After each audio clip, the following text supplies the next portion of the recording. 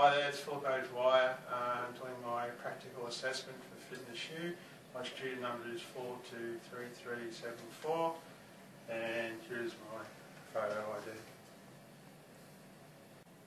Hi there and welcome to the practical assessment. I'd like to introduce Heidi, who's volunteered today to go through our personal needs analysis of just an overall health check, and that's to establish what we can do for Heidi to entice her into the gym and improve her health. Heidi's volunteered today to undertake the part of a 44-year-old person who's being diagnosed with diabetes, currently has cholesterol issues and high blood pressure. So welcome Heidi. Hello, thank you. Thanks for coming. Now what we're going to do today is just go through what we call our personal needs analysis and just get a snapshot, a bit about yourself, what you've done in the past, and just trying to work through how we can improve things for your health. Sure. So if you just give us a little bit of summary about yourself. I'm 44. The reason I've come here today is we had a health check at work and it came back a little bit negative. I was told that I was potentially in the overweight category because of that is it BMI test that they do. I don't really know what that means, but and the doc was also suggesting that I'm on the cusp of being diabetic and requiring insulin. So that was a big deal for me, and I really want to avoid that if I can. And one of the things they discussed to get my cholesterol and things like that under control might help my diabetes maintenance as well. So I haven't done exercise for a really long period of time. Go for a walk now and again, but I certainly wouldn't say I'm a gym junkie. So keen to get in the gym and learn a bit more. Okay, so what we're going to do for you is just try and establish a few things that will help better your health and hopefully address some of these issues. And these are identified through what we know as SMART goals. What SMART goals are specific, measurable, attainable, realistic and timely. So what we can do over the journey, we can establish what we can do with you and see whether these will help you going forward. Okay, so look at some details on you. So, what we're going to do now is what's known as a personal needs analysis. So just capture some information about yourself and what you want to achieve with us and identifying those goals. Terrific. Okay, so name is Heidi, age 44, and today is the 16th of October, and address 833 Docklands, Victoria. Okay, and the first question, have you played or exercising or played sport, and if so, describe it? As I said, mainly sort of walking. I'd go once a week, but it's probably a slow walk as opposed to a vigorous one. Okay. And have you ever been a member of a gym? If so, please describe your previous training. A fleeting moment, maybe 15 years ago. Okay. So not for a very long time. Not for a very long time.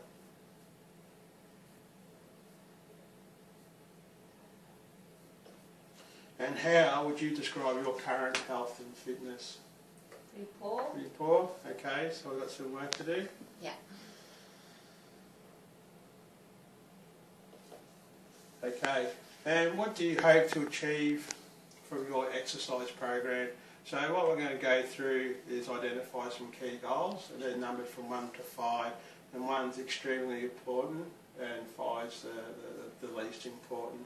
So this will help measure what you want to do and helps incorporate into our SMART goals how we can design a program for you. Okay. So firstly, key goals, improve general fitness. So from a score of 1 to 5, what's 1? 1's extremely important. Improve cardiovascular fitness. Probably 2. 2. Increase your energy levels. Probably 2. 2. Increase muscle strength. Maybe a 3. Okay, 3. Increase muscle mass. Fine. Does that mean Yeah, how we big my don't- muscles are? Yeah, that means we grow your body as such. So, No problem. okay. Increase muscle definition. Maybe a 3. 3. Reduce body fat. 1. 1. Okay. And toning up. 2. 2. Improve flexibility. At my age, 5. 5. Okay. And reduce stress. Yeah, 2. 2. Okay, from what we can identify here, we'll be able to design a program about your priorities, which I can work on a program for you. Terrific. So how long have you been thinking about these goals? Over what period of time have you been thinking about? Probably vaguely for a long time, but Yeah. it wasn't until I got that health check, which was 3 weeks ago now, Okay, that I've been pretty keen to do something. so health check has prompted you to seek assistance to address these matters, okay? Are there any reasons why you can't achieve these goals? Is there anything holding back sort of health-wise or time-wise? Or Time's always a problem, but I'm pretty committed to it now, so realistically there shouldn't be. Whether or not I can Okay. procrastinate and find reasons why, I'm sure there's always something. Very good. And are you following a particular eating plan or diet? I've started cutting down carbs and fat and trying to eat healthy fruit and veg and that type of thing, so, but no prescribed sort of type of diet, but just healthier. Yeah, that's quite important because as much as we can do the exercise, we need to address our diet. And just giving your report, I probably encourage you to see a dietitian who's a specialist in this area. But we've identified a few things on carbs and fats. We can look at sugars. What can we reduce from our diet, which we can address for our health matters that will help address these health issues that you currently have. Okay. So, is your job physical or sedentary? It's a desk job. Desk job. Yep. And how much time can you dedicate to an exercise program? So ideally, someone should be looking between a minimum of 120 to 150 minutes a week. So depending on the program, you could probably looking at a 3 to 4 day program. Yeah, that works for me. I was thinking sort of, 3 days of maybe 40 minutes or Okay. 4 days of 30. Yep. And that can also include other activities like your walking. It's good to keep your walking up. We don't want to forget about that, so do those things on the off days. Okay, so we're looking at 3 days a week in the gym. And what type of exercise activities interest you? There's an array of walking, running, cycling, swimming, just as an example. Probably not running, Yes. but walking, and I'd like to use some equipment at the gym, and Yes. I've seen them using the other cardio machines. Yes, cross like trainer. skiing and things. Yes. That sort of looks interesting. Yeah, that's too. great. Yep. But a bit of weights would be great as well. Yes. No, that is great. Very good. Okay, and from that we can establish 3 our SMART goals and design a program for you to accommodate the priority goals. You're going to commit yourself to having sufficient time available to do these, and we need to be realistic about it and ensure that in a timely manner that we can achieve these goals for you and that they are attainable. Great. Over the course also we need to ensure that they're measurable, so there may be times we may have to reset the program or have a look at it to see how you're progressing. Makes sense. And we can do that also. Okay, and what we've also got here is it's a pre-screening tool, and it just tells us a little bit about your history and things like that as far as your health, if you've had any major concerns. So before we can progress, if someone's had health issues, it may be best to get them signed off by their physician first before we progress to this, given that we're entering into a journey which we don't want to have any aligning issues that may prevent you from outperforming in your program. Sure. Okay, so what I'm going to ask you here is the pre-screening tool. Has your doctor ever told you that you have a heart condition or ever suffered a stroke? No. No. Okay. Do you ever experience unexplained pains in your chest, at rest, or during physical activity exercise? No. Do you feel faint or have spells of dizziness during exercise? No. Have you had an asthma attack requiring immediate medical attention at times over the last 12 months? No. No? Okay. If you have diabetes type 1 or type 2, have you had trouble controlling your blood glucose in the last 3 months? It's a new thing, so no trouble as yet, and this is Okay. hopefully a bit preventative for that.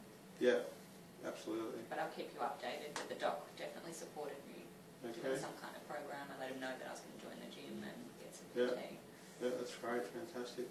Do you have any diagnosed muscle, bone or joint problems that you've been told could make you worse participating in this? Or anything preventing, like doing weights with sore back or running with hips or anything like that? No.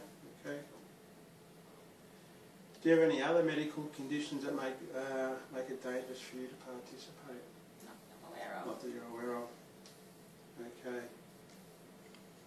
So out of those 7 questions I've just asked you, if you had to guess to any 7 of the questions, please seek guidance from your GP or allied health professional around these. But given that we know that you have some conditions already, we're going to seek that clearance prior to commencing our activity. Sure. Also, what we have is the other part of the pre-screening tool. This just gives a little bit more. This identifies the risk factors, and subject to the score of your risk will determine what your risk factor is and whether you've got to seek that additional advice. So this provides a little bit more detail. Mm-hmm. Okay, and your age is 44. Because with the risk factor, if for females age over 55, there's already a 1 score, just given the age. Not quite there yet. Not yet. Okay, and just a little bit of family history. Any family members that suffer from heart attacks or any health issues that you know of? Not that I know of in terms of heart attacks or anything like that. Okay.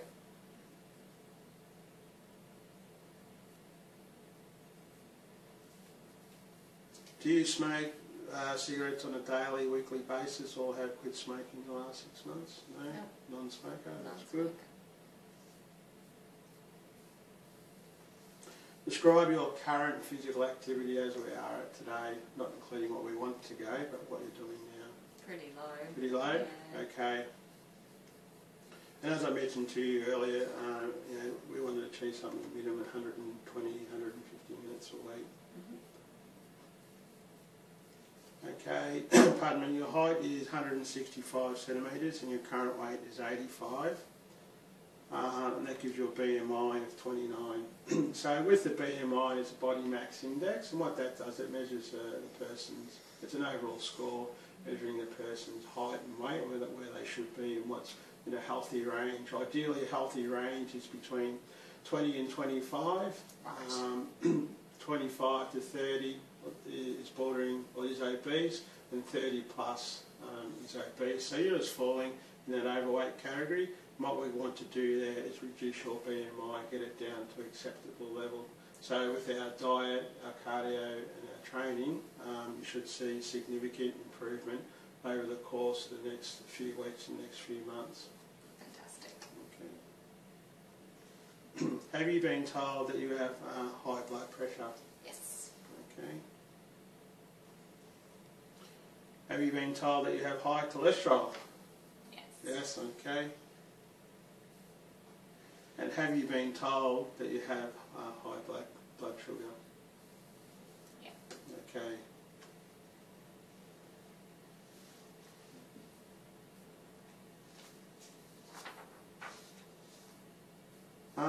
Have you spent time in hospital, including any day admissions, during the last 12 months? No. Are you currently taking any prescribed medication for any medical conditions? So for the blood pressure and the, not the diabetes as yet. Yep. Cholesterol? And cholesterol, yeah. Yep. You haven't given birth or been pregnant in the last 12 months? No. And do you have any muscle, bone or joint pain or soreness that makes things worse from exercising? No. Okay. Okay, so from what the questions I asked now, I've asked then, we're going to establish what the risk factor is for you.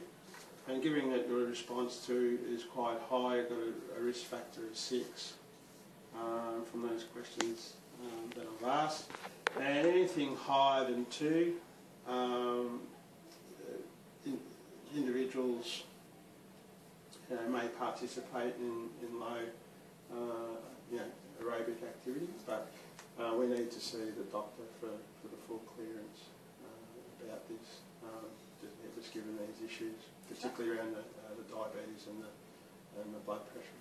Yeah. Okay, so what I would like you to do, also just get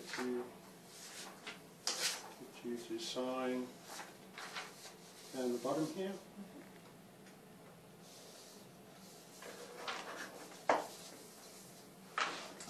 Okay, now what we're going to do is take your blood pressure. Sure. Ooh.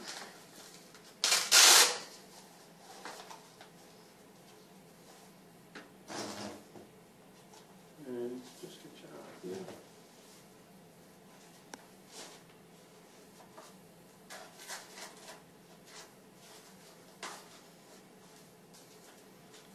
Not too tight? Nope.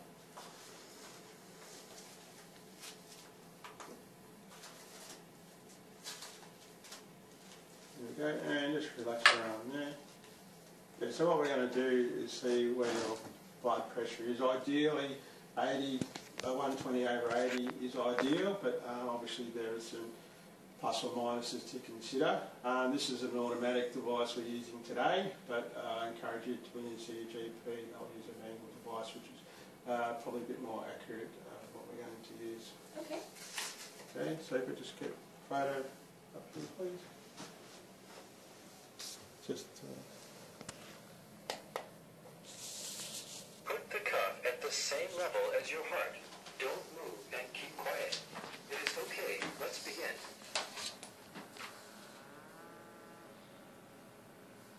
And with the systolic, that's the higher of the two numbers. It's the pressure in the arteries when the heart beats. That's when the heart muscle contracts. Mm-hmm. And the lower number, diastolic, is the lower of the two numbers. It measures the pressure of the arteries between heartbeats. That's when the heart muscle is resting. The measure result is, your systolic pressure is 112 millimeter of mercury. Your diastolic pressure is 78 millimeter of mercury. Your pulse is 79 pulse per minute. According to the World Health Organization standard, your blood pressure level is optimal. Optimal, that's great. So yeah, as I mentioned to you earlier, ideally 120/80 is perfect blood pressure, but that's well in the range. That's a fantastic result.